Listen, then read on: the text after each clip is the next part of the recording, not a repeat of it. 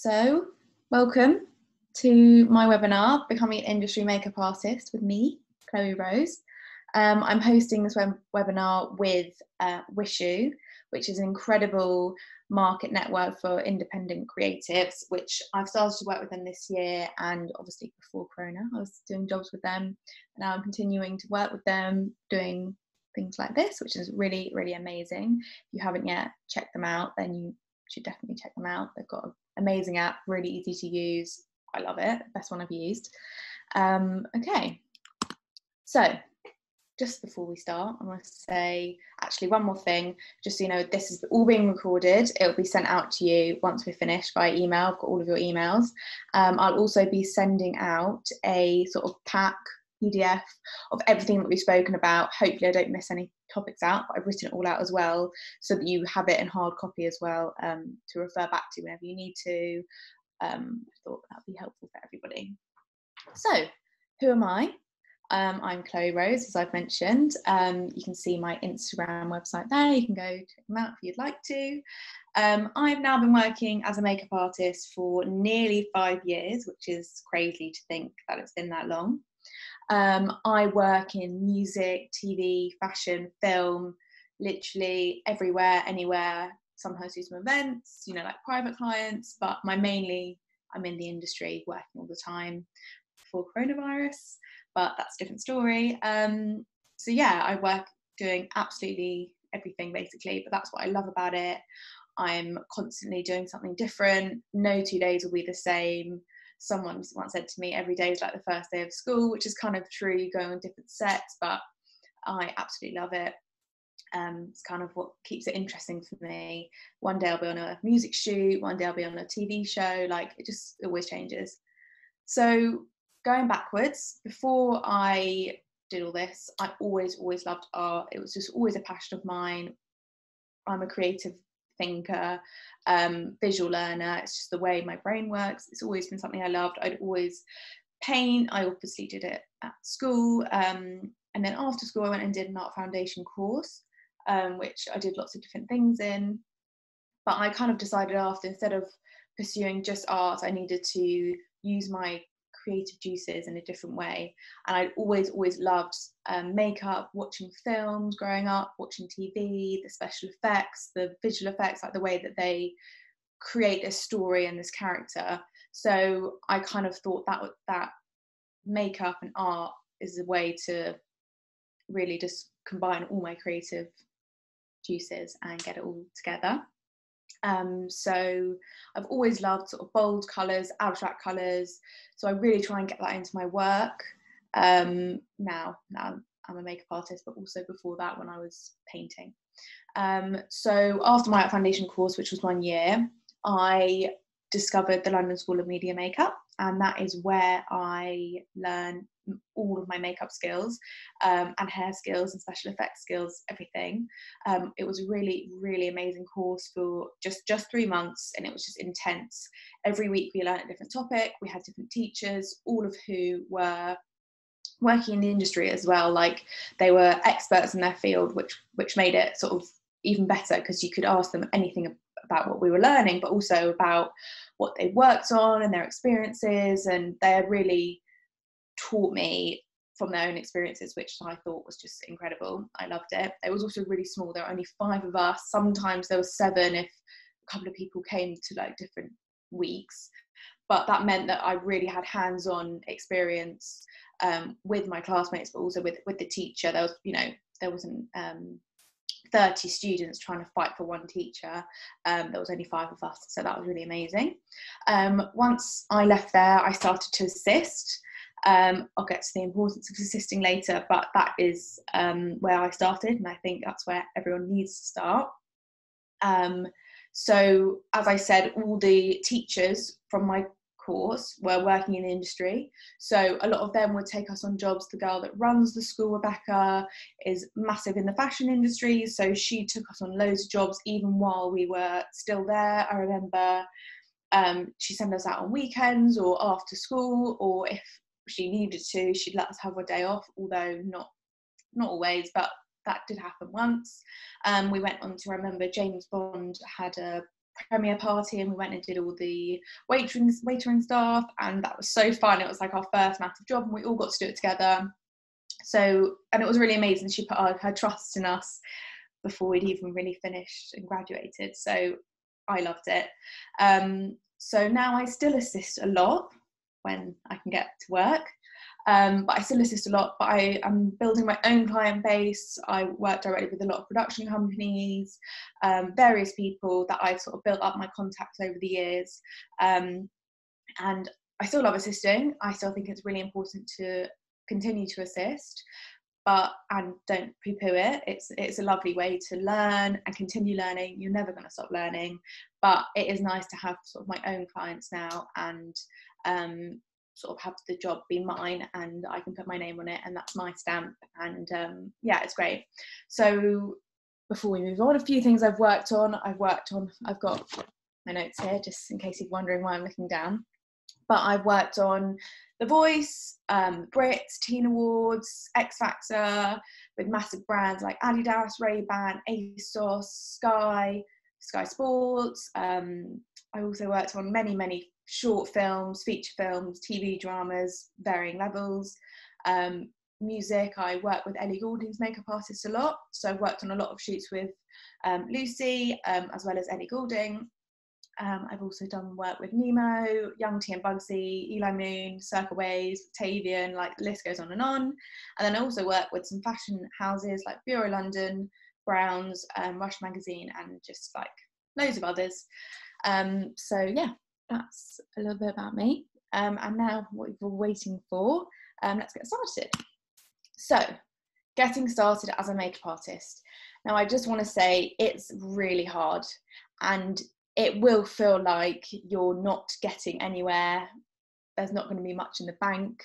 You know, a lot of people have sort of two jobs when they're starting because it takes a long time. Like I'm in my almost in my fifth year, and it's only now that I really feel like all my hard work I put in is like paying off. Someone once said to me, it takes 5 years to build up your contacts and work really hard. And then it takes till the 7th year to really feel like you've got somewhere, but then you can't let yourself slide at the 10th year. You can't get comfortable because people will just think, oh, she's annoying now. So you have to constantly work at it. So it's 5 years until you feel like you're getting somewhere. 7th year, you really feel like, okay, I'm doing this. This is mine. I love it. Just don't let yourself go down the hill on that 10th year. I'm not there yet, but those are the 3 sort of years that someone said to me, and they've always stuck in my brain. So if you're in it for the long haul, I promise it's worth it. So the 4 P's, these are what I lived by: practice, proactive, professional, portfolio. So let's start with number 1, practice. This is just kind of obvious, I think. You've got to practice your trade. You've got to build up your confidence in what you can do. You're never going to be perfect at anything, especially at the beginning. I was looking back at some old photos before that I thought were great. They weren't, but it was all practice. And I'm sure I'll look back again in another 3 years at work I did recently and think, oh, why did I do this? Why could I do that? I could have done this different. But you've just got to constantly practice. You've got to use your face, use your mum's face, use your brother's face, use your friend's face, whoever's face you can do, or body, if you're doing body painting, whatever it is, you've just got to constantly practice. And this will also just build up your confidence in working in someone else's space. You're working on someone else's space most of the time. And that can take a bit of practice. Okay, so next time, proactive. As I said before, this is a really, really hard industry. There's a lot of people getting into it. Don't be put off by it. It just means you've got to be proactive. No one's waiting for you. No one's just going to pick up the phone. If they do, wow, that's incredible. Get a phone call from someone, can you come to a job? That's great. That's not going to happen to start with. So you have got to be emailing every day. You're going to email different agencies, people that you admire, anyone. Just get your name out there. Even if you're constantly feel like you're annoying people, don't worry about it. It happens all the time. I think I'd rather get someone to assist me that's annoying me than someone that's just sent up a bit of a blasé email. But like I said, not anyone is waiting for you. You can't be waiting by the phone. You have got to put the effort in, and it will pay off. You might send 100 emails one day and get one reply, but that one reply might lead to something. If they haven't replied to you again in a month, email them again. Just got to keep doing it, call them, emails, try and stand out, try and make your voice heard as best you can. So next is being professional. Now, as much as it is lovely, it's arty, it's creative, you've got to be professional. You're working for someone else. Very rarely will you go on a shoot that's for you. If you're doing some sort of creative shoot, that might be the case, but you're on someone else's job, someone else is paying you, it's on someone else's shoulders, there's lots of people, so you've got to be professional. You've also got to build up your reputation. It's a small, even though there's a lot of people in the industry, it's really small industry. Everyone talks, everyone knows about each other, and if you do something on one shoot that's not nice, don't know what it is, it will get fed back to someone else, and unfortunately it will follow you. So just be nice.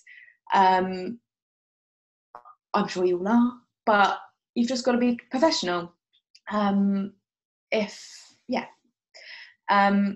also another aspect of being professional is never take an underhanded manner to getting work. Don't try and steal someone's client. Don't try and book someone at a cheaper rate because you know someone else has done it for a certain amount. Like, we've all got to look out for each other, and as much as we're obviously not all going to be on the same job at the same time, I now know a lot of makeup artists that I call my friends, and we can send clients to each other, but I would never steal someone else's client, and that's really important. Like I said, reputation is going to follow you, and you want it to be a nice reputation. Okay, and lastly, the last four is portfolio. So I was really lucky at my London School of Media Makeup. We had a whole portfolio week. We had a professional photographer, we had professional models come in, and I think we produced about 9 amazing images with a change in each one. So we had sort of loads and loads and loads of images to pick from, which I was really lucky. I know that that's not going to be the case for everyone, so you really have to test. Now, a test is when you do a shoot TFP, which is trade for picture, and it usually means that every single person involved is doing it for free. Now, obviously, you might have to sort of maybe even put some money in if you are working with a stylist, a hairstylist, a model, and yourself. You want to hire a studio out all day. You know, someone's got to put their hand in their pocket. Unfortunately, if not, you can go outside. You can go into a field. You can work ways around it. You've also got to feed everyone, but usually it's basically for free. Maybe you can do it in someone's house, I don't know, but test as much as you can. And it's really nice to build up a relationship with a team, and if you really like a certain style, you can like all build on that style together, and you never know where they might be in 2 years' time. They'll bring you onto a job. You know, you've got to sort of start building this relationship with the people in the industry and grow with it as you go. So portfolio, easiest way to create a portfolio and get it out there is on Instagram. Obviously, it's free. I personally find it rather annoying to use Instagram. I don't know why. Sometimes I'll upload a photo I love and it gets no likes. I'll upload a photo that I think's okay and it'll get loads of likes. I don't know how it works. I'm sure there are many ways. I'm not here to teach you about Instagram, but it is the easiest way to create a portfolio without all the hassle. You just have a photo, upload it, upload a caption, upload hashtags, there you go. You can build content just like that. But you should, I think, always also have a professional website. Now, it doesn't have to be really expensive. You don't have to pay someone to make it for you. I will, after this, when I send out my PDF, I've got a list of different sort of websites you can use to create websites, a website for a website. But I use Squarespace. For me, that's what was really easy. I pay a monthly fee, not that expensive. I also have my domain, which is chloerosemua.com. I also pay for that. I think it's on a yearly subscription. It's not too expensive. I know, you know, like I said at the beginning, you're not earning a lot, but it can really help if someone needs to see your website your portfolio rather than just sending the Instagram, which also, like, you can upload anything onto Instagram, whereas your website will be professional. It'll be how you want it to look. It'll give your message across. So I use Squarespace, like I said. I find it quite easy. I'm not very good at computers, but you can just pick out a layout that sort of suits you, upload your photos, there you go, that's nice, it's done. And it will just be a bit more of a professional way to show people what you're capable of, and you want everyone to see it, so you can post it everywhere, even on your Instagram. But I would highly, highly, highly recommend having a website. It doesn't have to be difficult, it doesn't have to be expensive, but it will go hand in hand with your Instagram. Okay, so there are many ways. I'm just going to go back to this point about getting test shoots, because it's so important to sort of show people your work. Basically, you can practice, you can be proactive, all of this, but if you've got no work to show people, how are they going to know that you're good? They aren't, are they? Unless you're there doing the job. So you can, like I said, contact photographers. No shame in emailing anyone, in messaging anyone, in DMing anyone. If you see someone and you like their work, tell them, say I'd love to work with you. Obviously, if they're like a massive photographer, unlikely they're going to reply and say let's work together. But you can often, a nice way to look at it is, there's a massive photographer that you love, and they've got assistants. Everyone's got an assistant. That assistant might want to get also test shoots in. You can work with them, and they've learned from the professionals. You know, again, Instagram is a really, really, really good way to research and find people, because that's just where everyone is, and it's free, so use it. Facebook groups are also really good. Again, I'll send a list of, I'm on like 30 Facebook groups. It's a bit hard to keep up and keep track of them all, but they can be really good. People post on there a concept that they've got, and they're looking for a team that they'd like to sort of create this look with, and you've just got to constantly be on there. You could even post your website that you've now made. You can put it on there, hi, I've got this idea, or I'm open to ideas and I want to create some more content. Message me, and you can just meet people like that. You've got to put trust in people. I remember right at the beginning, I worked with some people when I felt like it's a bit of a waste of a day.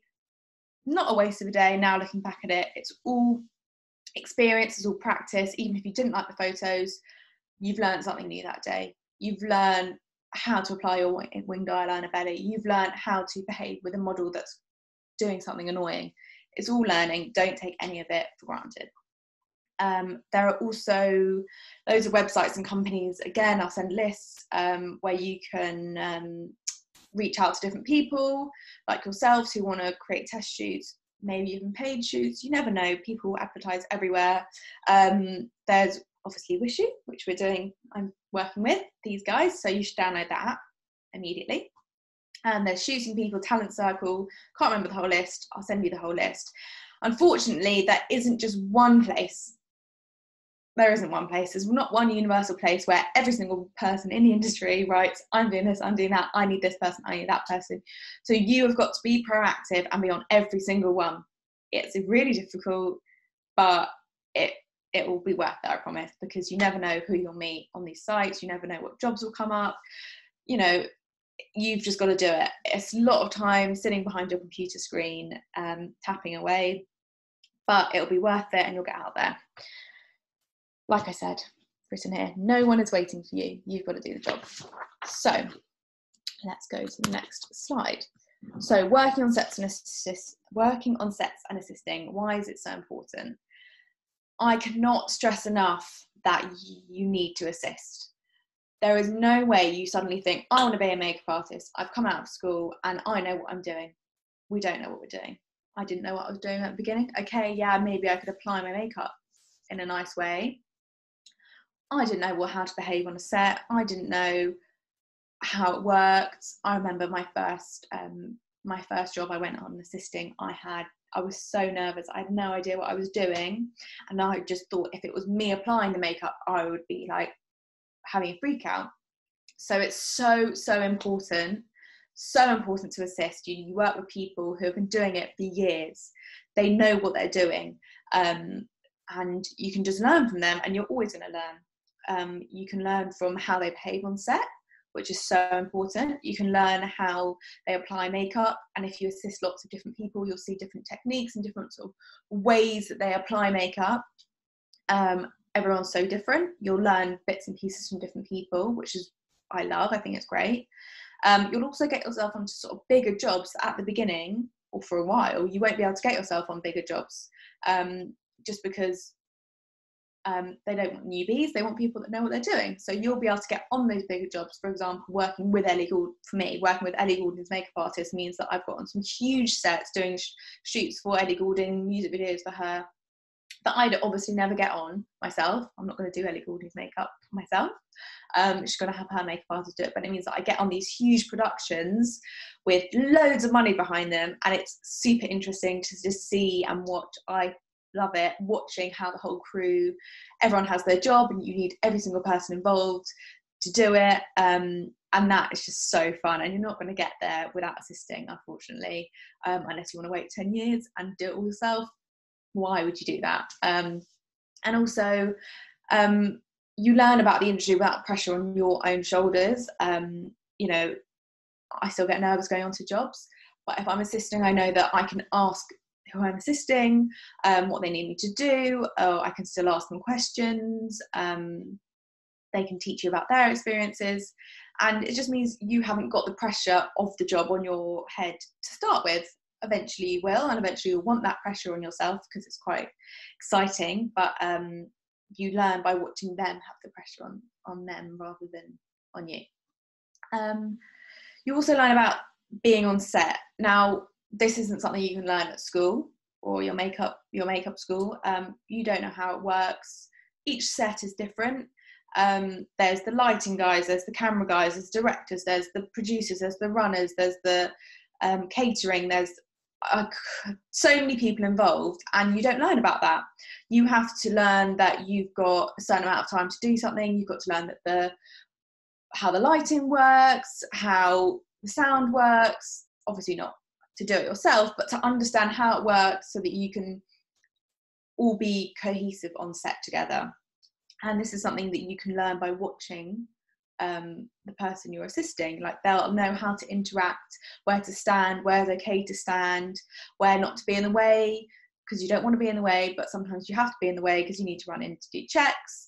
When is it appropriate to do checks? You can't be next to the person all the time, but you will want to run in to powder, to do this, to do that, to fix the lip, but you can't obviously just be running in and out willy-nilly. So it's really important to find that balance, and you'll learn that balance by watching the person you're assisting.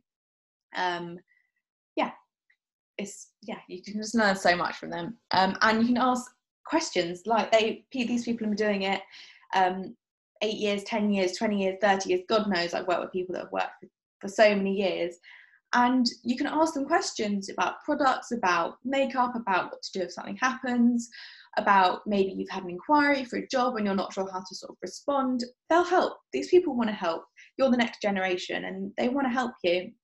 I love helping people. I love asking questions, and just never miss that opportunity to ask questions. You can go with questions in your head if you want. You can write them down. I wouldn't get your book out and start writing it all down, but just don't forget to ask questions. Don't be shy. I think it shows your sort of interest in the industry to ask all those questions. Right. You've also, so to get yourself assisting, you again got to put yourself out there. You've got to email people, you've got to email agencies, you've got to DM people.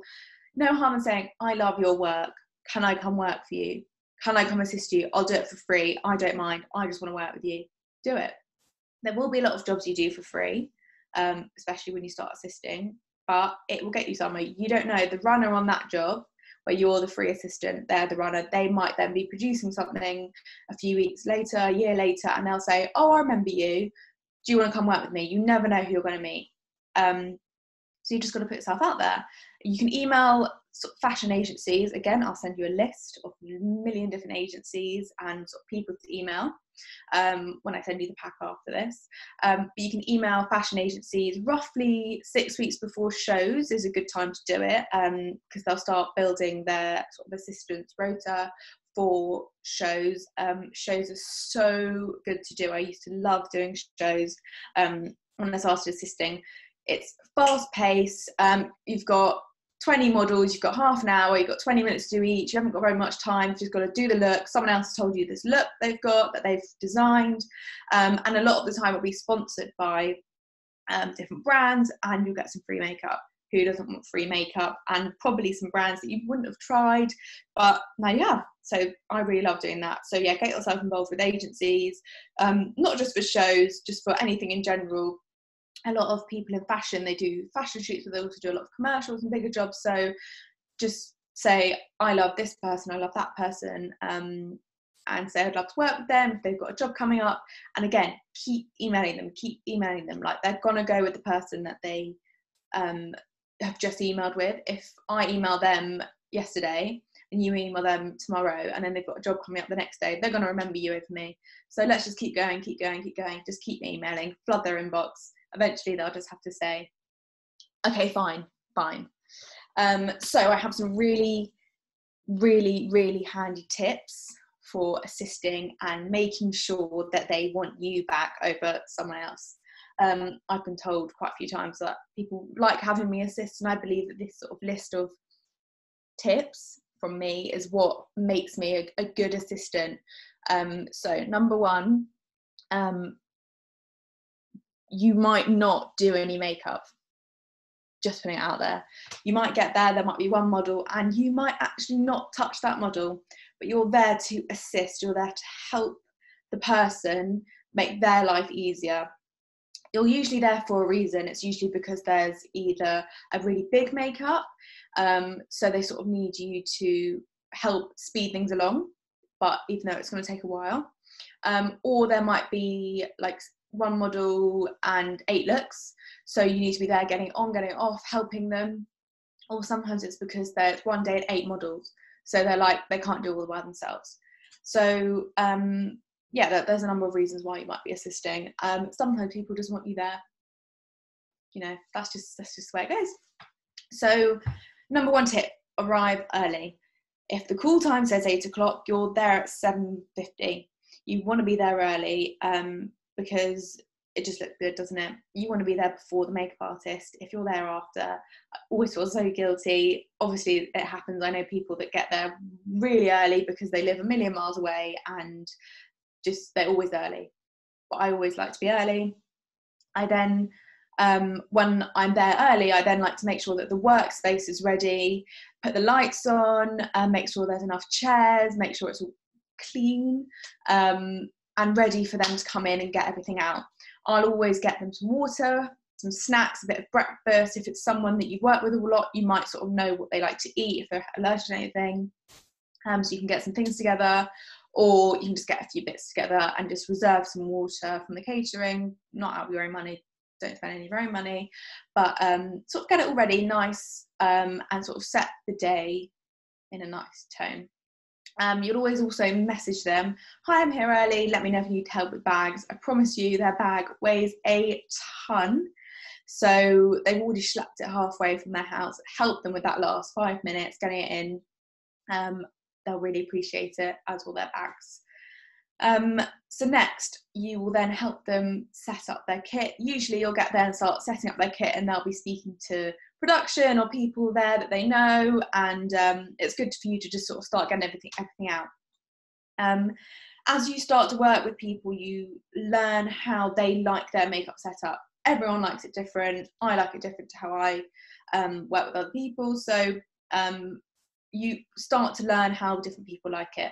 If you need to, once it's all set out, take a picture so that next time you can go, okay, I want this, I want this, I want this, and they can get it out. And then you can get it out ready for them without even asking.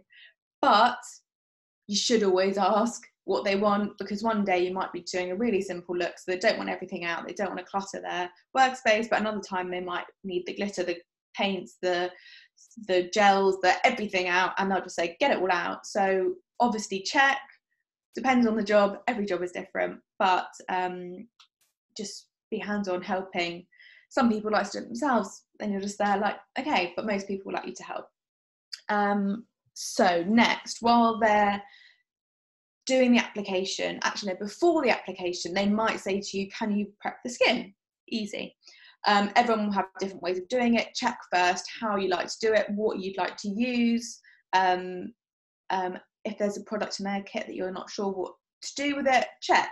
Ask them. They won't want you to do it wrong. They'd rather you ask the question. They might even say, no, I'll prep the skin. So it really depends on who you're assisting, what the job is. It's, yeah, I don't know what to say. It's different for every job. But what you can do, so let's say you have done, they don't want you to prep, what you can do is sort of hand them different tools. So you can hand them cotton pads, you can get them ready, you can wet them with the bioderma. You can, if you know they're going to use moisturiser next, get it open and ready for them, or put it in front of them so that it's not all just such a mess. You can also do that when you're doing the makeup. You can, this will sort of come as, you know, the first time you're assisting someone, you can't always be sure, but you kind of have to be thinking, what will they need next? What will they like to use? Do they want the blusher brush? Okay, I'll put that in front of them. Do they need the eyebrow brush? Okay, I'll put that in front of them. If you can. You also don't want to be on top of them. It's a fine line. Sometimes you're in a tiny, tiny workspace, and I've been asked to go out of the room. So it just depends. While they're doing makeup, as you're working with creatives, it usually gets very messy. They'll chuck things, they'll throw it down, you know, they're not thinking about their workstation. You're thinking about the workstation. You're there to assist them to make their life easier. If you can see that they've used 3 products and they've chucked them away, get them back, put the lids back on, don't want anything to dry up, put them somewhere neat. Brushes they've used, put them a bit neater. Just tidy it up generally without getting in the way. I can't stress this enough, just try not to get in the way. Again, sometimes easier said than done. You might be tidying up as you go. You might tidy up once they're finished. They might say go away. They might say thank you. I don't know. It really depends on the person, and you'll sort of learn as you continue to assist someone how they like you to work. But I know I work with people that they leave things open and they keep things unscrewed and the lids go everywhere and the brushes are everywhere and they don't know which brushes are clean and dirty. So I try and keep it as organised as possible without sort of just taking everything out of the way. So once you're done in the makeup room, you will need to get their set bag ready. Now, people have different ways of doing their set bag. You have to see how they want it. You have to ask the question. You have to say, what would you like? Usually they'll have brushes, moisturiser, like a few things already in there, but they'll want most likely all the products that they've used for the makeup, a few extras just in case some changes need to happen. You'll have to check that with them. Extra brushes, just it's dependent on the job, but ask the question, what do they want? How do they want it? You know, you can't go wrong if you ask questions. Usually I will always bring my own set bag as well. So even if they said, don't worry, don't bring anything, I will bring my own set bag, because like I said before, if there's, let's say, 8 models and they're in the makeup room doing all these models, I can't then take all of their products for the first model onto set with me while they're still in the makeup room. So it's good to sort of have a few of your own bits. Obviously, if there's a specific lip pencil that they've used, they'll give it to you just in case. If there's a specific colour, they'll give it to you to take with. But you don't want to be taking all of their foundations and their powders away from them while they're still working on people, but you are then on set and they might be in different places. So I will always bring my own set bag. What in my set bag, what I usually have is too much stuff, but I'd rather have something and not use it than not have it at all. So here's a quick list of things I'll keep in my set bag. So I've got a concealer, a foundation palette, body moisturiser, lip balm, body makeup, small mirror, chewing gum, painkillers, plasters, straws, wipes, tissues, cotton pads, ear pads, brush cleaner, nail file, makeup remover, probably some snacks just because, you know, you've got to save them when you can. And if the person you're working with is also doing hair, then I'd have maybe a hairbrush, pin box, things. All these things I've probably taken little bottles and decanted it, you don't want a whole massive bag. You're on set, it's on your shoulder. You're going to reduce these as much as you can. When you see the little mini travel items and boots and stuff, buy them. They're really handy for your set bag. So I'll always have that, so that if I need to do a touch up on set, I can just use my products. And sometimes you feel more comfortable with your own products rather than using someone else's. But like I said, they might say, please use this and this and this. You'll use that, done. So next, when you're on set, I've worked with people that both like me to hold their set bag and don't. So again, a fine line, what do you do? So sometimes I work with someone and they'll want me to be literally glued to them. I'll be holding their set bag and they'll say, eyebrow brush, lip palette, this, and I'll get it out, and you sort of have to have, sometimes you'll have like a million different brushes in your hands like this, you'll have a palette and you'll have something else, and you're sort of a million different things in your hand, but it's all ready to go, so that when they're on set, they're not fiddling with the bag. You're just like, here, do, because there's not time. I promise you, people get annoyed at makeup for touch-ups. You've got to do it, you've got to run in and do it, but people can get a bit annoyed because we've obviously only got a certain amount of time during the day to get through things. Doesn't mean you can't do touch-ups, but you've just got to be quick, so that's what you're there for. Another really important thing is to keep them fed and hydrated, because I promise you, when you're working so hard, you almost forget to drink, you forget to eat, you're sort of all wrapped up in it. So it's your job to say, would you like some water? Can I get you a cup of tea? Can I get you coffee? This, that, and the other. And I promise you, they'll really, really appreciate it. So next thing, okay, your job is also sometimes to take care of the model. I know it doesn't feel like it's your job, but if you're on set, if you're doing a touch-up, say, would you like a water? It doesn't mean you have to go get it. You can ask a runner to get it. Or if you can get it, then do. Get them some water. They'll appreciate it. I think they're in front of that light and the camera all day, standing up, probably in some awkward positions. So just be nice to the model. But on top of that, it's your job to look after the model from top to bottom as well. So you've got to moisturize them, you've got to check that they haven't got any sort of blemishes all over their skin. You know, like, makeup isn't just the face, it's from literally top of your head to bottom of your toes. That is what you've got to look at. And going back to what I said before, if the person's also doing hair, you've got to check their hair. Like, there's a lot that gets into it, but you don't end up being just the makeup artist. You are the person that kind of looks after everyone. Everyone will always ask you, do you have a tissue? Can I borrow a tissue? Do you have this? Do you have that in your set bag? It's just the way it is. So just have it. Just, you know, be that person on set that everyone feels comfortable with, and feel like they can ask you for anything, and people want you back, I promise. So lastly, be comfy. You'll probably be standing up 14, 15 hours a day. So just be comfy. No one's really looking at you. Promise you. You're not going to stand out. And if you don't know what to wear black. Just basically always wear black. Number one, it's practical. Makeup, you might spill something, you won't see it. But number two, just black on set. You can't go wrong. Right. Next. Things to keep in mind. It isn't all glamorous. Now, it's really not. It might seem like really glamorous, but it's not. As much as I love it, you can be somewhere cold, the hours are long, you might be, let's say they want to start shooting something at 8, that means you've got to be there at 6:30, getting everyone ready. You've got to be there, setting up, getting the makeup ready for them to be on set at 8 o'clock. And they might not finish shooting until 6 o'clock, 7 o'clock. You're not then going to be like, okay, everyone, I'm off. You're then going to be there, you're going to be packing away, you're going to be taking makeup off, you're going to be de-rigging people, and also likelihood is they're going to run over. So prepare yourself for really, really long hours. That's just inevitable, basically. Don't make plans that day. If you've got work, just don't make plans. That's just the way it is. So as I said, you're first in, last out, always. If the model's on set, if the talent's on set, you're on set. If they're in the makeup room, that's where you are. So first in, last out, always. It's going to be a long day. So makeup, this is a bit annoying, but makeup usually goes along with hair and nails. So I am trained in hair as well.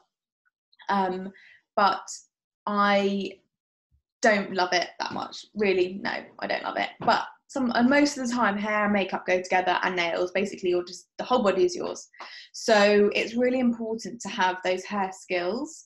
Even if you go to a makeup training school, try and learn a bit of hair. I call it like basic hair. If someone wants anything crazy that only a hairstylist can do, I'm going to say I can't do it, don't make me do it. But if it's basic hair, I can do it, and it's something really important you should be able to do, because majority of jobs, they come hand in hand. Not always, and like I said, makeup's my passion, hair just happens to go along with it. But sorry, my dog. But that's just the way it is. Okay, sorry, that's just my dog coming from his walk. Okay, next thing to keep in mind, locations can be really remote. They're not always easily accessible. Usually when you get given a location, they'll tell you sort of the best way to get there, the nearest train station, nearest bus station, the nearest sort of parking places. Not always, but most of the time they would have to. But you can be in the middle of nowhere. You're not just, if you're based in London, you're not just going to be in central London. You're going to be out in the wilderness. You're going to be like, meet at this pub, and then we'll walk for half an hour and we'll go shoot by that tree, and then we'll walk for another half an hour and we'll walk down there. Then you end up on the other side of London by the time you've finished. And this is just something that goes along with it. You're not always going to be shooting in a studio. You might be in a field, you might be in a park, you might be in a car park, you might be in someone's house. Do a lot of things on location in people's houses, but it can be really fun. It can be really cool. You don't always want to be stuck in a studio.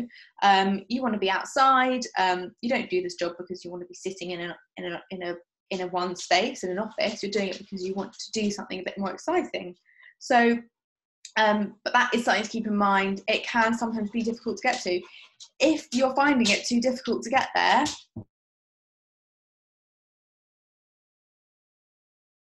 before, you have to tell, sorry, my dog's decided to come under my feet. So if you're finding it really difficult to get somewhere, then you should tell the people you're working for. If you say, look, my train starts at 6 and you want me there for 6:30, it's physically impossible. You have to tell them. They might send you a taxi, they might say get an Uber and we'll pay you back. Like, you just have to work around it, but it's not always just going to be on the train and 2 minutes from the station. I've had to drive for 2 hours before. I've had to drive and get a train and get a bus. Like, it can be really difficult, but once you're there, it'll be really fun. And lastly, the most annoying thing to keep in mind is that jobs can come in extremely last minute. I've had jobs come in at, say, 8 p.m. the night before. I've got an email or a phone call, emergency, we need someone. And then more often than not, you're thinking, why haven't you thought you needed a makeup artist? You're always going to need one, but that's not for you to judge. You might get the job the day before. Most jobs I get the sort of week before. If I get something even further in advance, I've done really well. I've done amazing. If I've got something booked in the calendar a few weeks before, whew, great, I have some plans that I can arrange around it. But most likely you get the jobs the week before. Like I said, sometimes the day before. You've just got to be flexible. That's just the way it is. You're not going into this because you want a 9-to-5 job. Your job is 7 days a week. It can be 24 hours a day. It can be night shoots. It can be during the day and night. It can be I couldn't even tell you. There's just so many variations of how a job can come about and how you're going to have to work through that day. So you've just got to be flexible. You've got to go with the flow. I've sometimes driven somewhere and then we've gone to a second location. They've said, oh, do you mind if this person comes with you? Do you mind if that one? And I'm like, yeah, of course. You've just got to go with it. Don't be uptight about anything. You've just got to go with it. We're all creatives. We're all just trying to create something beautiful. But those are just things to keep in mind. It can be really frustrating. Oh, you can always also get jobs cancelled on you the night before. That's really fun when that happens. But you just have to take it on the chin. It happens. You have something booked in for a week and then they message you, oh, thank you, but we've now cancelled the shoot. We've now changed it. We've now done this. And you're just thinking, I've got myself all ready to go for tomorrow and now you've cancelled it. But it's just the way it happens. So just go with the flow. I think I've said that about 10 times now. Right, next. Some really, really useful tips that I think really helped me when I started as a makeup artist. So number one is keep a spreadsheet. It sounds really boring and you're thinking, we're creatives, we're doing makeup, why do I need a spreadsheet? But I think it's really important to keep track of all those people you've emailed, all the people you've DM'd, all the people you've called. You can say who you've emailed, what you said to them, even if it's, hi, I want to work with you, hi, I love your work, oh, I love what you just keep track of sort of what you're saying to these people. And the date that you've done it as well.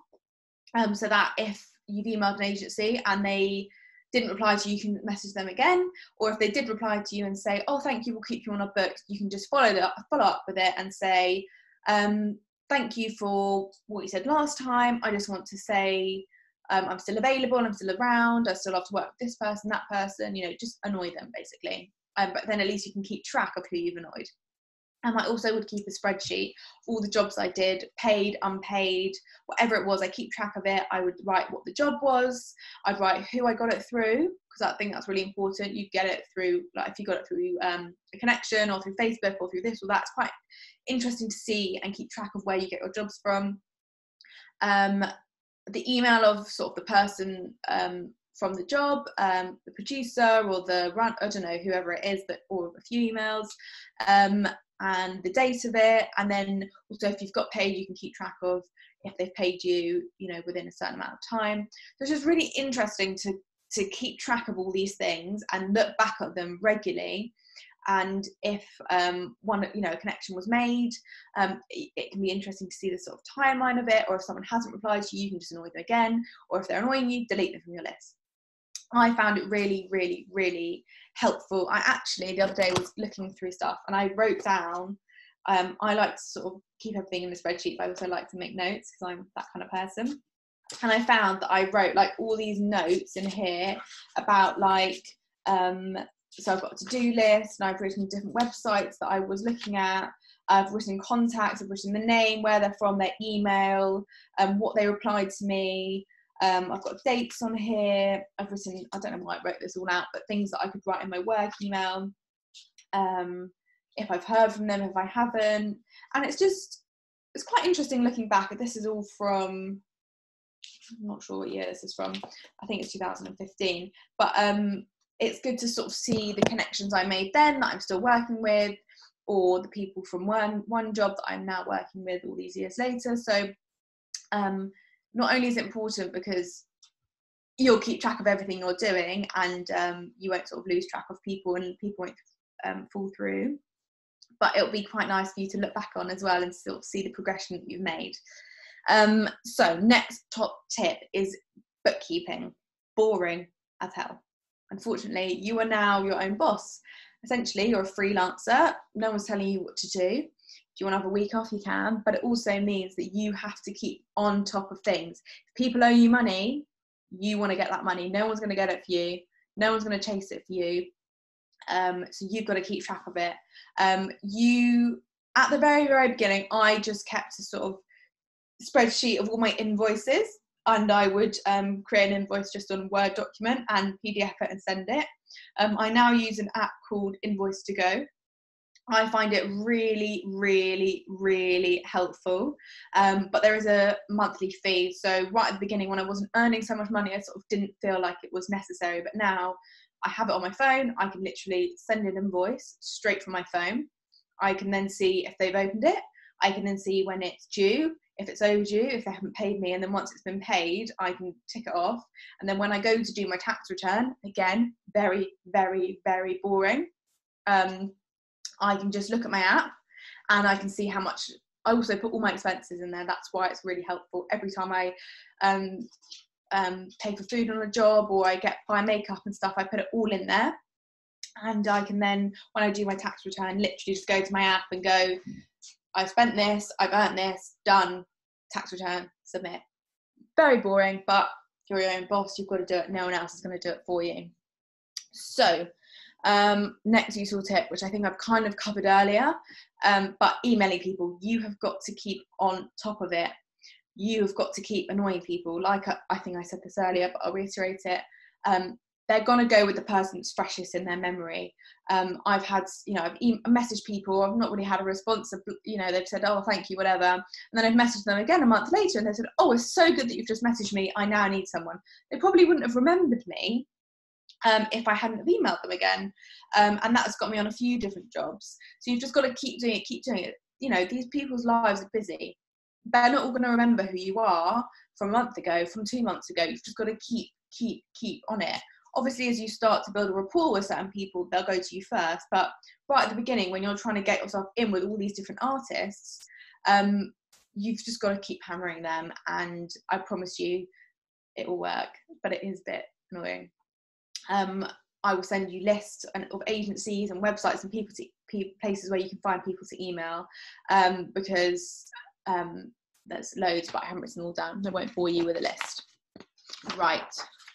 Next, how to improve your work and continue learning. Now, I don't think I will ever stop learning, and that is just the way this industry works. There's always a new technique, there's always a new way you can do things, there's always a new product, there's always different people to follow. It's really fun, and it's evolving all the time, and that's part of the reason I love it. So some tips for improving your work and learning. So follow other artists. It's unlikely you're gonna ever create something now that hasn't been made before, but there's nothing wrong with that. You're recreating other people's work, you're changing it, you're adapting it, you're making it your own. But I'm constantly flicking through Instagram, and then I save it. I'll then go through all my saved items and sort of keep a file on my computer. I might make some mood boards so that I have them ready if a job comes in. But it's just it's a different way to sort of keep your inspiration going, because you do have days where like, oh, I don't know what to do, what's my style, what do I want to do? Look at what other people are doing. There's no harm in it, absolutely no harm in it whatsoever. In fact, it's encouraged to do so. It's also a really good way to sort of learn new tricks. People post videos all the time of them applying things or using different products, and of course people are like sponsored and that kind of thing, but I learned so much through other artists. You can't know all the information yourself. They might be the first people to use a new product, and then they'll show you how it works on their hand on other people. And it can also be a really good way to know that if you should buy a product or not, if it's for you. Let other people try it before you. Let other people make mistakes so that you can learn from it. And Instagram's the easiest way to do that. You can follow people that you like. If you don't like them, you can follow them to know what not to do. But I think it's following other people and their work is just the best way to learn. That's just it. You learn from teachers. They or an extension of teachers who are posting content on Instagram for free for you. And this will be a good way to also sort of start to learn what you like as an artist, what colours you like to use, what techniques you like to use. At the beginning you'll probably try out loads of different things, and you'll naturally, I've always liked bold colours, so I try and include that in my work. I like to use certain products because I like a creamy texture over a powdery texture, but it's different for everyone, and it's a way to sort of see where your style goes by looking at various different styles from lots of different artists, and then you'll create your own unique style eventually. So other than Instagram, which is the obvious one, YouTube. I love YouTube. I never used to get into YouTube, but it's such a great tool to watch people and to learn, and you can literally type in how to do anything to do with makeup and it'll come out. Now, you have to be a bit careful with Instagram and with YouTube, sort of who you follow, because there's this sort of big Instagram makeup trend, and most of the time in the industry that is not what people want. That cakey look, personally, it's not for me. I'm not saying there's anything wrong with it, but there's a time and a place for it. So if you're learning to then get yourself on editorials, to get yourself music videos, you should sort of have to nitpick at different people that you think will work and follow them. A really good way to know who you should follow, who is a good influencer, is to see if other big makeup artists like them, and you know, a lot of people who work in the industry sort of big each other up, and they'll say, oh, go see this video, I've seen it on this Instagram, I've seen it on this person's picture, and they'll sort of big each other up, which is amazing. And one day, obviously, we all hope to be bigged up by big artists, but that's a really good way to see if it's someone that's, I don't want to say worth following, because of course you can follow, you know, any YouTube, any Instagram that you want, but it's about knowing what person is the right person to follow to get you in the right path in the industry. So there's like Hannah Martin Makeup, there's Lisa Eldridge, like, oh, there's so many. There's I'll send you a list after as well, so you'll know who I think is lovely to follow, and they all do such different things, they all work with such different products. Also, things to bear in mind is if they're sponsored by a specific brand, so if someone works for Bobbi Brown, of course they're going to only use it Bobbi Brown, of course they're going to say it's the best thing ever. Not all people are sponsored by a specific brand, but just keep it in mind. So when someone's bigging up one product, it's probably because they're being paid to do it, so don't take everything as gospel. And the last way that I think is really important is to buy books. I'm, like I said, a visual learner, so I don't like to look at everything on the screen. I like to print things out, but I also like to have books. My books are all up here. So there's the Kevin Aquan book, the Bobbi Brown book, I've got Lisa Eldridge's book, I've got like a Vogue book, an art book. I love art books, and it's a really nice way to visually take something out and look at it. You know, you can also get magazines, you can subscribe to like different newsletters and things, but it's sometimes better than just going onto Pinterest and going eyeliner and then it coming up with like a million sort of uninspirational images. Whereas in these books, you know, these people have worked really hard to produce these, and they produce really beautiful things, and I think it's a really nice way to learn. So up next, I'm going to share with you my top beauty products and my tips from my kit, which we now have been in isolation for, I think it's nearly 2 months. So my kit, I had to brush the dust off, but miss it a lot. But these are my favourite products and tips. So let's go. Number one, my top 3 items in my kit that I cannot live without. So firstly, is you can barely see it anymore, is my hand sanitizer. It's the Jow hand sanitizer, and it smells like heaven. It smells, I'm going to spray some now just because I love it. Oh, I wish you could smell it. It smells like lavender. I can't even read the ingredients on my hair anymore because I've rubbed it off so much. But it's a really, really good hand sanitizer, which is so important at the moment.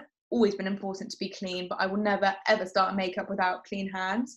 I'll probably clean my hands and then put some Jow on. And it's also really nice to sort of calm and relax the person that you're about to do the makeup on, because of the lovely lavender smell. Okay, next one is my Louise Young mini puffs. You see my mini puffs? Okay, now puffs are usually to apply makeup. I personally don't use them. I use this, I'll always have a little puff on my finger, and I will use it like this, and I'll like place it on the person's face to sort of lean on, and this will give sort of a it means I'm not constantly touching the person's face. It can become quite uncomfortable. You're in someone's space, and this gives me sort of balance to lean on the person's face without it being uncomfortable for them, for me, for everyone involved. Can't do a makeup without it. Can't do an eyeliner without it. I can't do anything without it. I usually end up walking around with a little thing on my finger. Love it. It comes in a pack of like 10. Don't know why I need so many. I don't, but I love it so much. And then lastly is an eyelash curler. Can't do a makeup without it. I can't do my makeup without it. I can't do anyone's makeup without it. Maybe not a guy, but usually they are blessed with curly eyelashes anyway. But if you're doing a natural makeup, just curl the eyelashes and suddenly the person's face will just lift. Oh. So those are my 3. I cannot live without items. Obviously, I can't do makeup with all those things. That's just, you know, they're actually just tools. But those are the tools that I think I just can't live without. They'll always be in my set bag as well. Always. Okay. Now, my top skincare. So, number 1, Embryolisse. Now, this is, I I think, in most makeup artist kit bag. It's like the perfect primer, but it's moisturizer. I personally don't use primers as such. I think if you prep the skin well enough, you can create a perfect finish without having a specific primer. But this is like just for every skin type. If it's dry, if it's oily, everything, this goes into the skin so well and creates the perfect base for anyone. And I literally can't live without it. It's the best. So next is the Elizabeth Arden 8-hour cream. I actually need to get some more, but I use this on lips. This is like one of those, you can use it anywhere kind of balms. You can use it on lips. I often use it as a lip gloss because it's not like a sticky gloss, but it creates that lovely shine. You can use it as a highlighter on the lids, on cuticles, on really dry patches. It's just, can't do makeup without that. Next is something I discovered recently, which is the Beauty Pie Brightening Eye Fix. Now, I really struggled with when people had those sort of really dry or puffy, dark under eyes, because makeup doesn't sit well on dry skin. It doesn't sit well on that rough under eye skin. I also, like darkness under the eyes, it's not flattering on anyone. No one likes it. No one wants to look like they haven't slept. And I really found that just a tiny bit of this, I use it on everyone, but on people with especially dark under eyes and dry under eyes, it just makes everything just sort of, it just soaks it all up, and it really just, it makes any makeup you put on top of it beautiful. Next is my homeoplasmine. Now this is, I don't actually know what they use it for in France. I think it's just like a bit like I don't really know. I don't know. If someone could tell me, that'd be great. But it's the perfect lip balm for when you don't want to see any lip balm. So this is really great on guys. I often will prep the skin with the lips with this, just for everyone. Maybe then put some Elizabeth Arden 8-hour on top of it. But it's kind of like, it's just, I don't know why it's so good. I don't know who discovered it. A makeup artist discovered it. Again, it's in a lot of people's bag, but I think it's great, especially guys who you obviously don't want a shiny lip, but you need them to have hydrated lips. Go for that. Perfect. And then my last skincare product that I can't live without is MAC Strobe Cream. Now they've now got loads and loads of different colours. This one I've got here is just like the original one. I love this as a base. Sort of after moisturiser, this will give like a night. It is basically a moisturiser. It's basically a hydrating moisturiser with a glow. But I like to use it, I wouldn't just use it on it by itself, but I use it under makeup, on top of makeup, on the cheeks. I sometimes use it all over the skin as a moisturiser to give a nice sheen. So rather than just using a normal moisturiser and highlighter, or let's say I put this collarbones, sort of around the shoulders, knees, and it just gives everyone's skin that lovely plumpness. I love it. Right, next, my top 5 makeup products I can't live without. There's a lot of things I can't live without. So number 1, holy grail product that, again, a lot of people have, is the Bobbi Brown Pro Face Palette. Now, this literally has everything you could want in it. And I don't know if it's actually available at the moment because they're reformulating it, I believe. But, I know it's really expensive, but if you get the Bobbi Brown Pro discount, you just need it. I promise you, it will last you forever. You can scrape out any colour on set. This is the handiest thing to have if you just need to like quickly just do something. You open it, it's there. You're not faffing around trying to find different colours. Can't live without it. Love it. Okay, next is the Laura Mercier translucent setting powder. Does what it says on the tin. Works for every skin tone. It really, really, really absorbs all those oils, and it just doesn't leave a cakey sort of powdery finish on the skin. Again, another like cult favourite. Love it. Next, the MAC Paint Pots. I couldn't pick a colour because I love all the colours, but I literally I can't. I think this one's like nearly finished. Oh no, it's not quite. But I just can't live without these. I usually will. I might just use these on the eye. Number 1, they have beautiful colours, but number 2, they will set and just sit there the whole day. They won't crease, they won't budge, they just won't go anywhere. Which ones have I got here? I've got Groundwork. If you're going to get one paint pot, Groundwork is the one that you're going to get, because it's just like the perfect like base. I don't know if you guys can really see, I've put a bit too much on, but it's just like you can like buff it in, and it's just like the perfect taupey base colour. I'm gonna get a wipe to get that off, but it's just the perfect colour. You can really buff it in to the skin. You can actually use it to contour sort of really lightly on the skin, and again it will set and it's perfect. But I think I've got almost every colour in my kit, and they last forever. You don't need, you can use it sparingly. My top tip is when you're using it, put it flat down like this onto the surface, so then if you're leaving it out with the top open, it's going to dry. Flat down as you're doing it on your surface, pick it back up, it won't dry out, it'll last you forever. You can get Mac Pro discount and Bobby Pro discount, so yeah, do that. Okay, my next, and it's my new thing, which I love, is the soap brow. Now, it's literally just soaping it in, and I'm sure you can use other ones, but I went for the soap brow, and I love it. I even went for the like coconut settings, what is it, Prep and Hydrate Coconut Facial Mist. You literally just spray it in, don't spray too much in, get your spoolie, brush it in, brush the brows up, and they will just fluff and look perfect and stay for the whole day. Love it. It's great.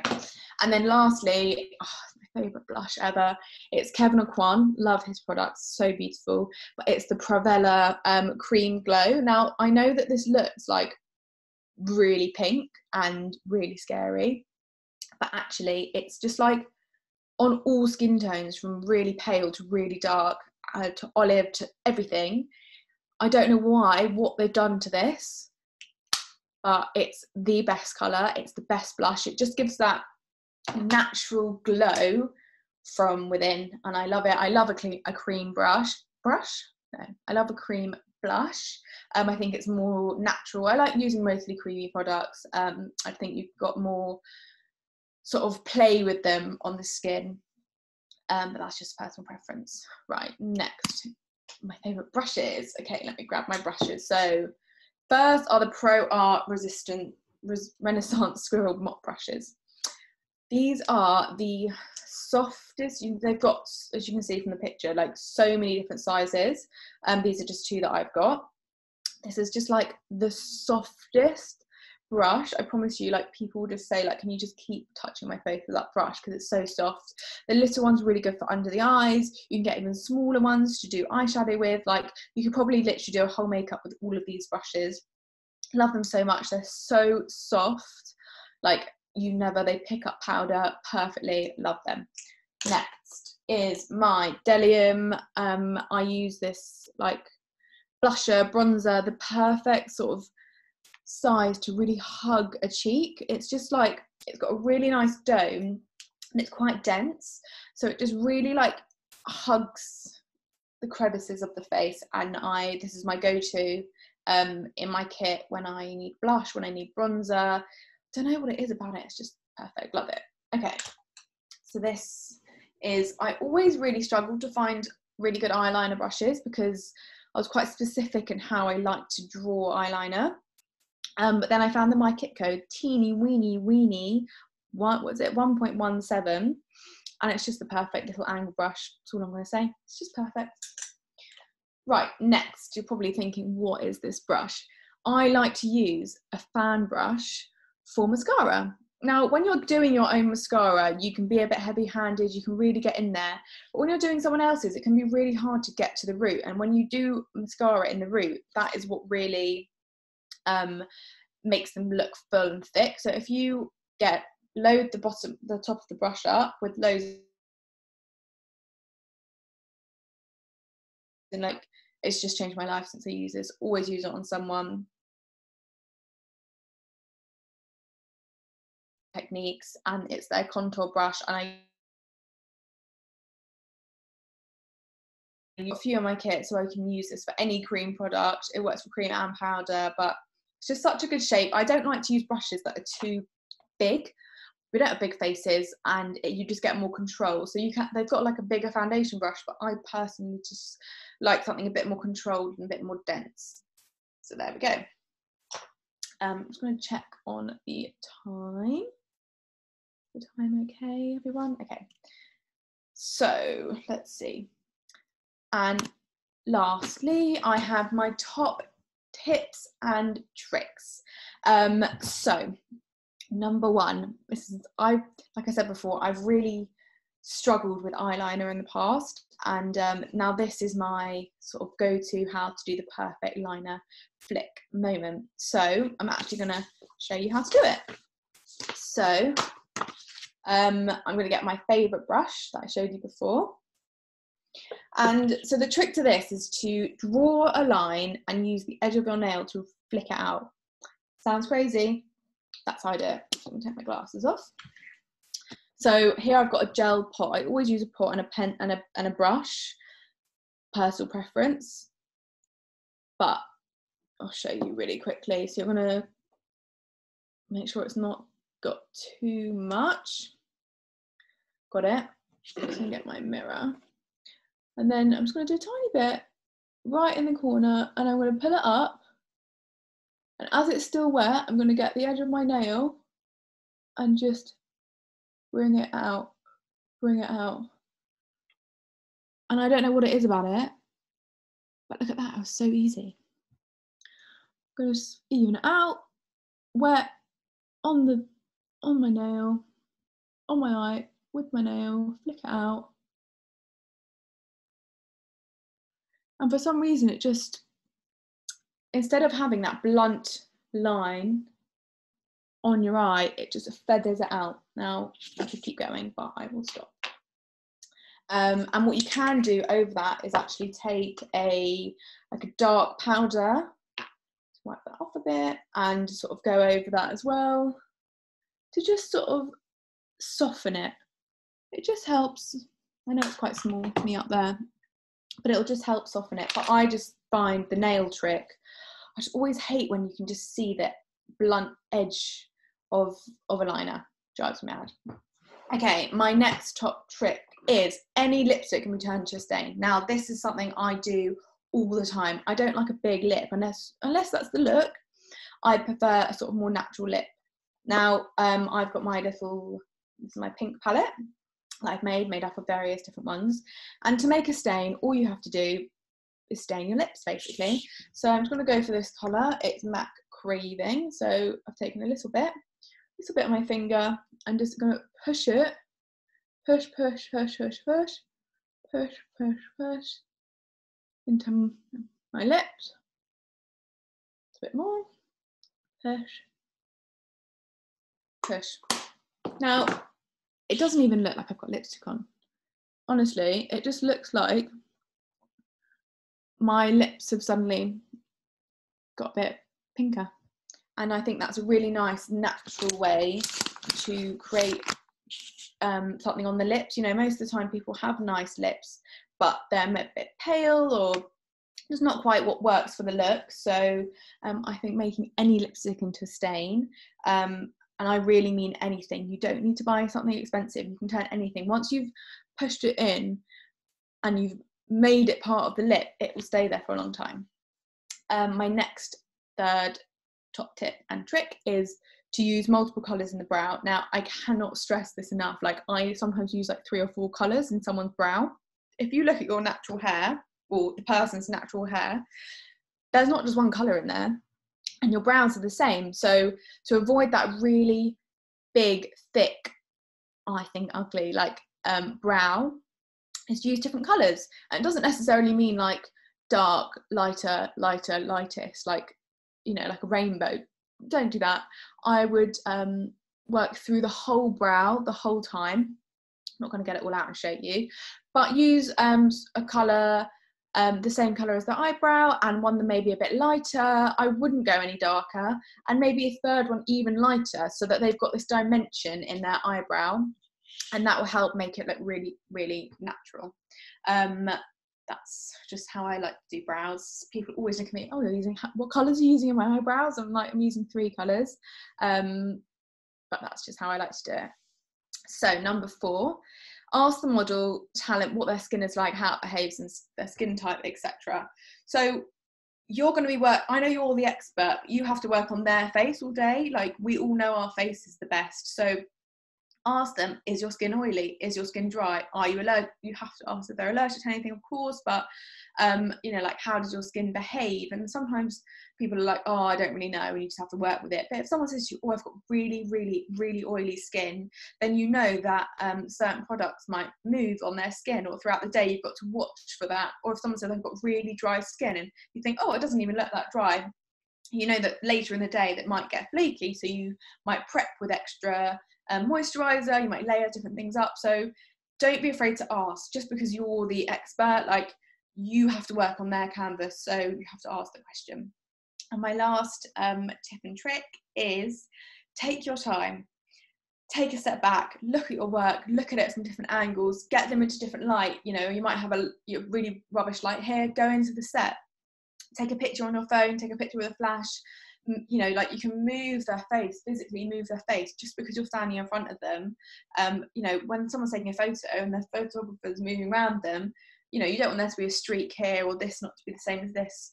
And just take your time. It's your pride and joy at the end of the day. It's your face for your work. It's not your face, physical face, but it's your face for the day.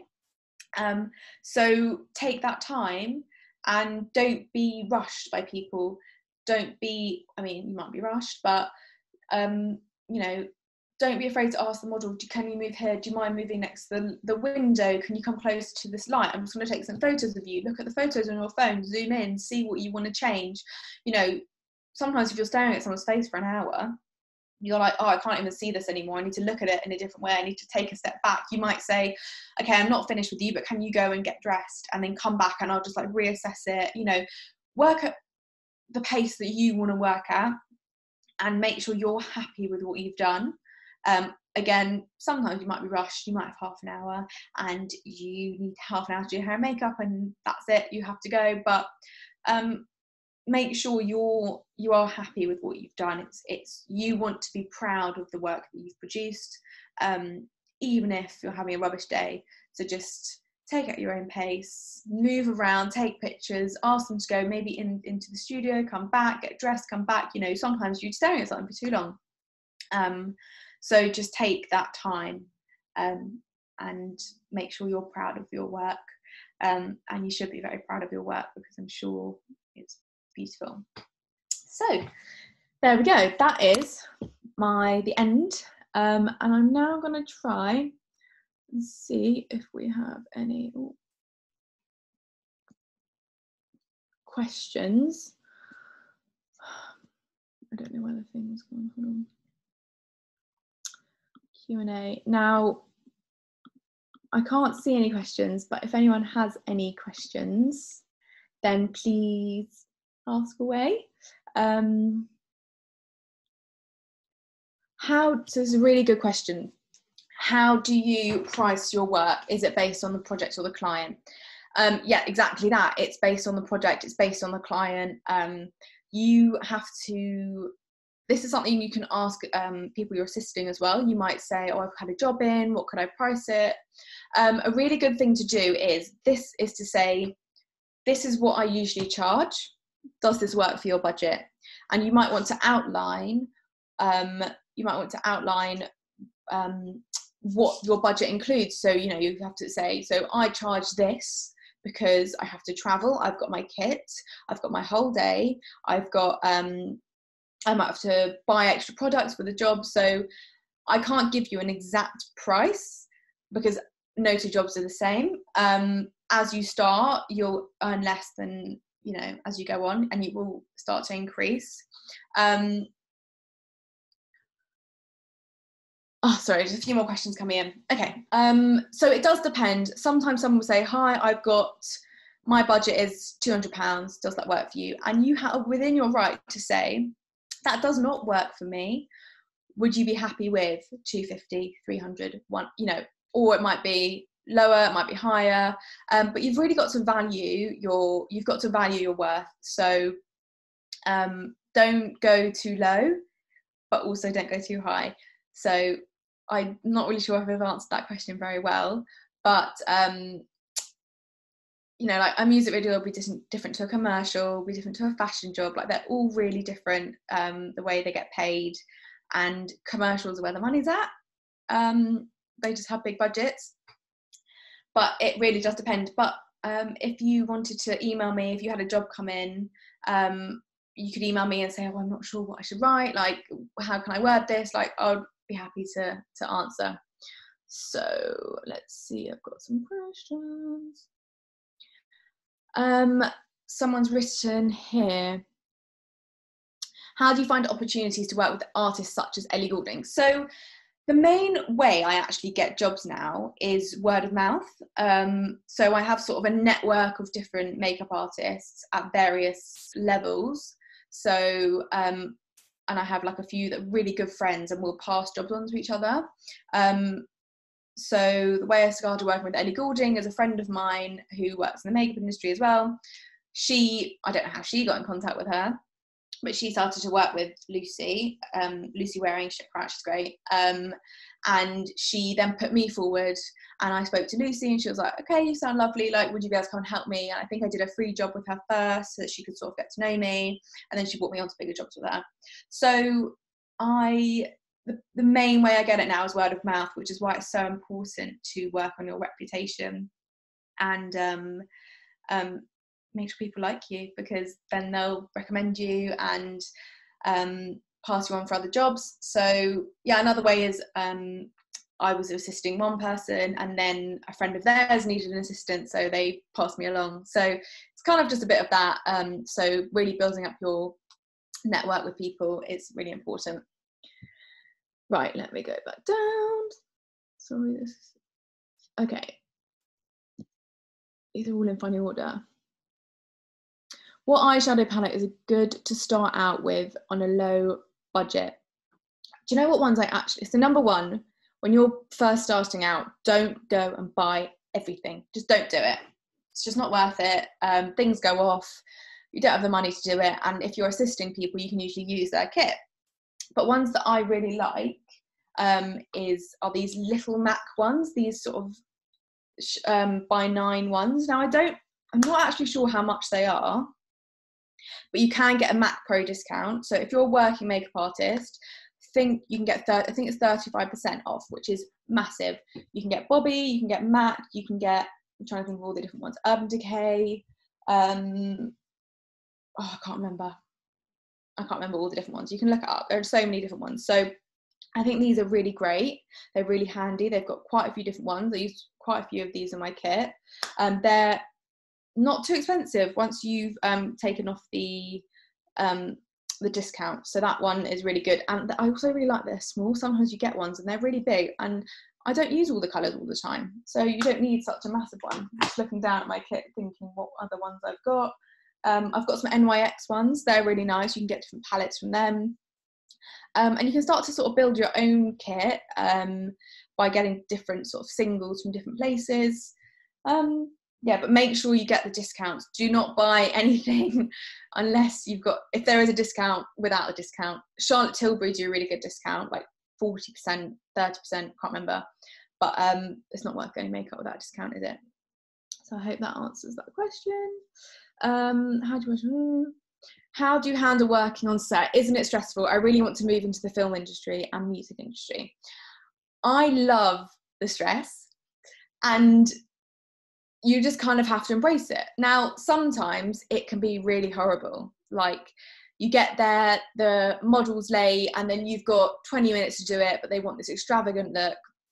Or the artist, if you're in the music video, gets there late and they're like, okay, I want you to do my hair, my makeup, my nails, but you've got half an hour because I decided to be late because I decided to get up late this morning.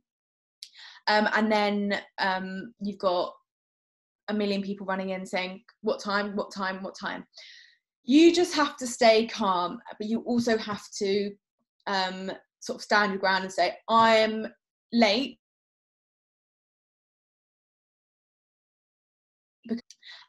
But usually you're not stressed out the whole day. You're stressed out a bit of the day, and sometimes you're there and there's no stress at all. It's all relaxed, it's all calm, everyone's lovely. but you just kind of have to feel it out. And I embrace the stress. I love the stress, and just think, by tomorrow you'll be on a different set. And if you're really hating it, you don't have to go back. You don't have to work with these people again. That's just the way it is. Right. Oh, and getting into film and industry and music industry is so fun. I love it. To do it, I promise it's worth it. You'll meet some cool people. What would your tip be for a makeup artist who wants to build her portfolio? I started a year ago and had a few clients, but a portfolio isn't that full. So what I said earlier about test shooting. So like I said, when I after this, I'll send you a recording. I'll also send you a PDF of sort of loads of information, and there'll be loads of different Facebook groups on there, and websites and things. So you have to put yourself out there. You have to reach out to people and say, I'm looking to build my portfolio. You can reach out to a model, you can reach out to a photographer, a stylist, and say, would you like to collaborate, and do that. Obviously right now we're all stuck indoors, so you can't do that, but also your portfolio shouldn't just be on yourself. As much as you can practice on yourself, you know, we're all great at doing our own makeup because we're so used to our own face. You have to show variety on different skin types, different skin tones, different people basically.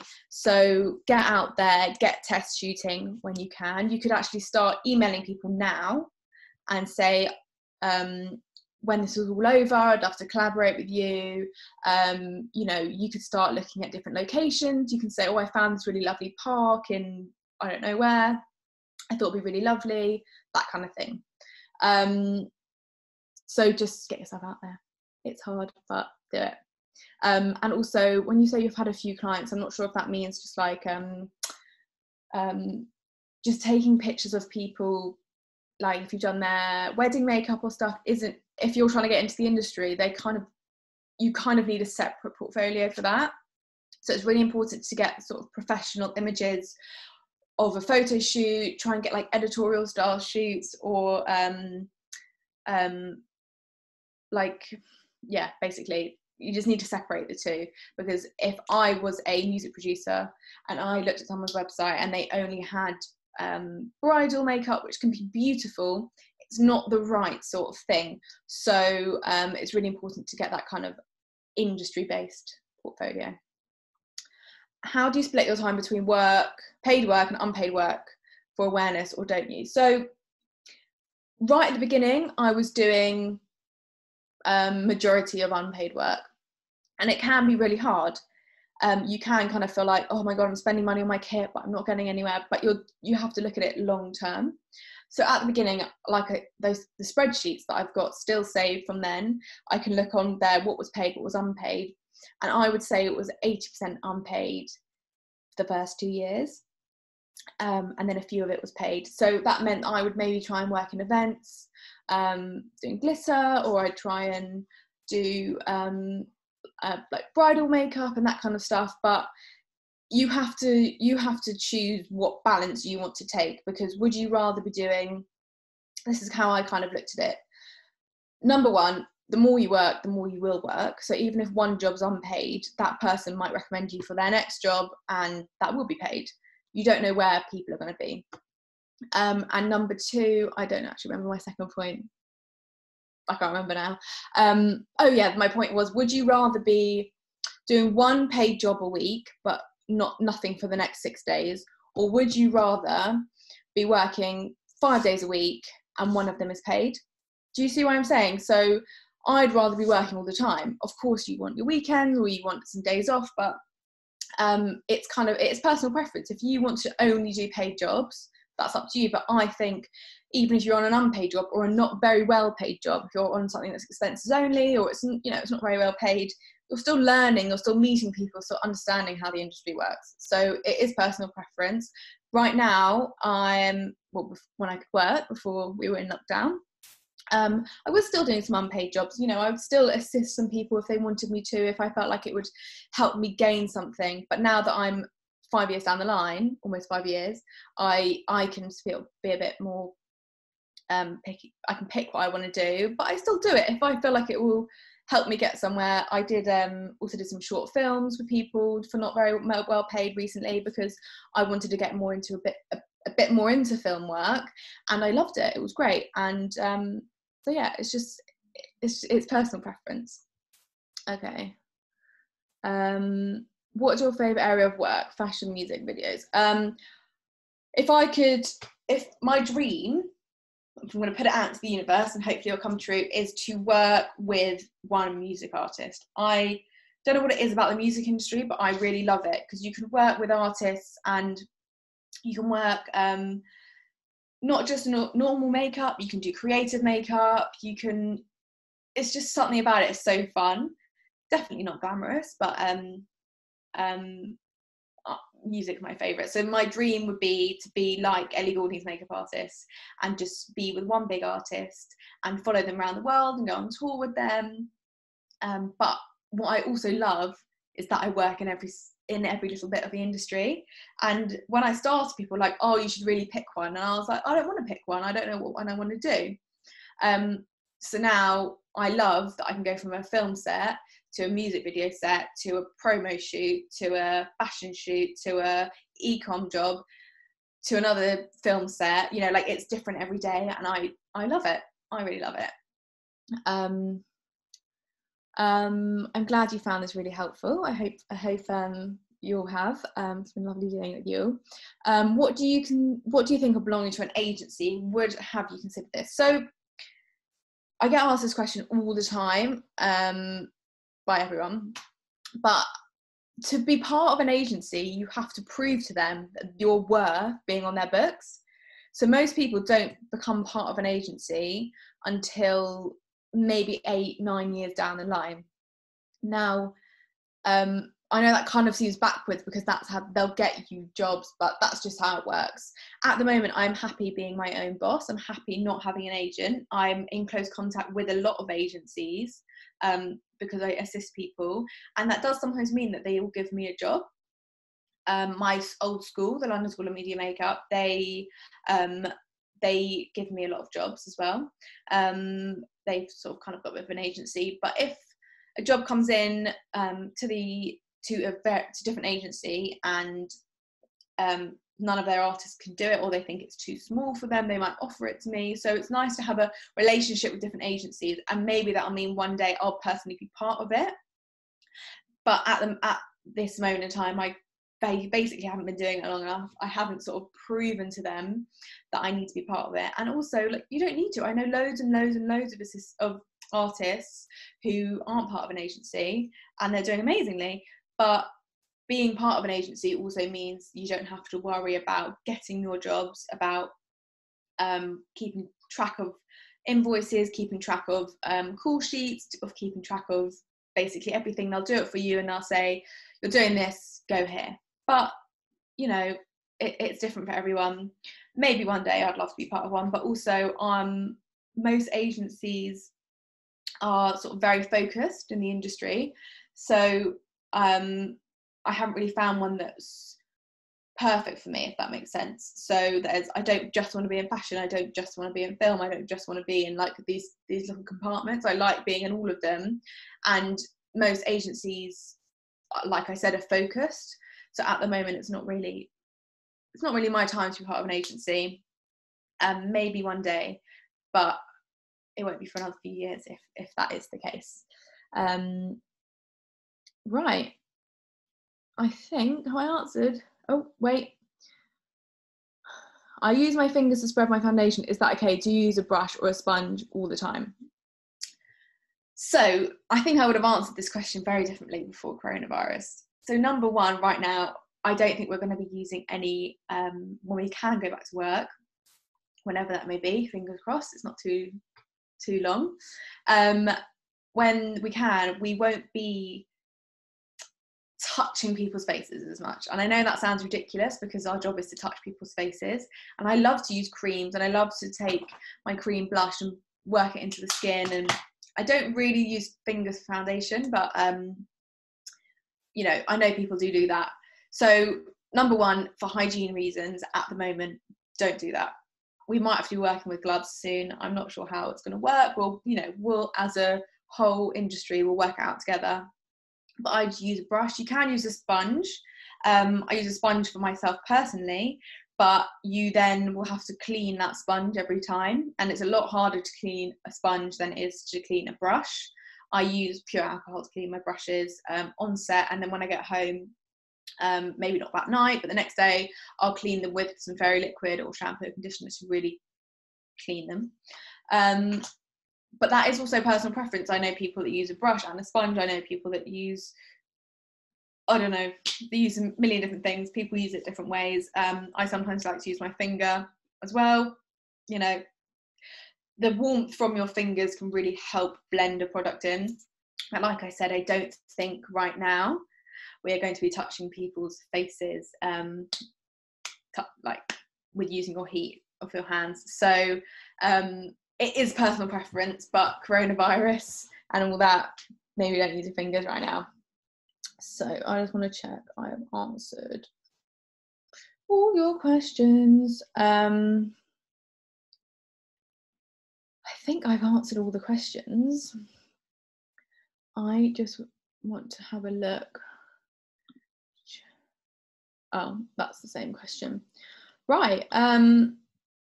Unless anyone has any more questions, I think that's it. So like I said, I will be sending out a recording of this so you can watch it back if you want to. I will be sending out a PDF full of all this different information so that you can like read it back as well. You haven't had to make your own notes. I've basically done it for you. Check out Wishu app. It's great. You can start building a network there, even if you can't actually go out and do jobs, but you can meet people. You can you know, you can advertise jobs on there, like I want a test shoot. People have, you know, they've got amazing things going on, amazing different webinars going on at the moment, so check that out. And thank you very much everyone for joining me. I really appreciate it. So let me stop that. Thank you everyone.